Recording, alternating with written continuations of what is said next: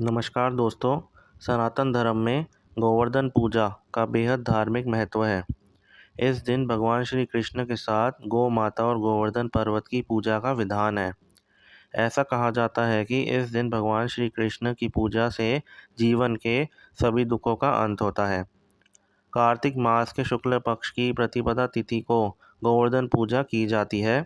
इस दिन को अन्नकूट के नाम से भी जाना जाता है।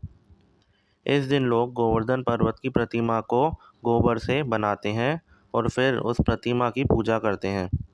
इसके बाद वह दीपक जलाते हैं और पूजा में भगवान श्री कृष्ण की भक्ति करते हैं। यह पर्व गोवर्धन लीला की याद में मनाया जाता है, जिसमें भगवान श्री कृष्ण ने अपने भक्तों को गोवर्धन पर्वत के नीचे बचाया था। इस दिन आप गोबर को जलाएं, जिसका धुआं घर में सकारात्मकता लाती है। धुआं के दौरान आप मंत्रों का जाप कर सकते हैं। गोवर्धन पूजा का मुख्य उद्देश्य भगवान श्री कृष्ण की भक्ति करना है। पूजा के बाद गोबर से गोवर्धन पर्वत की 7 बार परिक्रमा की जाती है। इस दिन गोवर्धन पूजा और गायों को गुड़ चना खिलाने से भगवान श्री कृष्ण प्रसन्न होते हैं। गोवर्धन पर्व हर श्री कृष्ण भक्त के लिए बेहद खास होता है, जिसका इंतज़ार लोग पूरे साल बेसब्री के साथ करते हैं। यह हर साल दिवाली के अगले दिन बड़े ही धूमधाम के साथ मनाया जाता है। मान्यता है कि इस दिन भक्तों को गोवर्धन पर्वत और भगवान कृष्ण की पसंदीदा गायों की पूजा करने से भगवान श्री कृष्ण का आशीर्वाद मिलता है। पौराणिक कथाओं के अनुसार एक बार इंद्र ने अपने घमंड के चलते ब्रज भूमि पर वर्षा कर दी थी। तब भगवान कृष्ण ने इंद्र देवता के प्रकोप से वृंदावन के लोगों को बचाने के लिए गोवर्धन पर्वत को अपनी छोटी उंगली पर 7 दिन तक उठाया था। तो उस दौरान उन्होंने भोजन ग्रहण नहीं किया था। जब पर्वत को उतारा था तो माँ यशोदा ने उन्हें एक दिन के 6 प्रकार के हिसाब से 7 दिन के 56 भोग बनाकर खिलाए थे। इसलिए भगवान को 56 भोग लगाने की प्रथा है, जिसके बाद से लोगों ने इस दिन गोवर्धन पर्वत की पूजा के साथ साथ भगवान कृष्ण की पूजा आरंभ कर दी। साथ ही कान्हा जी को गोवर्धन धारी और गिरिधारी नाम से संबोधित किया। इंद्रदेव के लाख प्रयासों के बाद भी वह ब्रजवासियों का कुछ नहीं बिगाड़ पाए।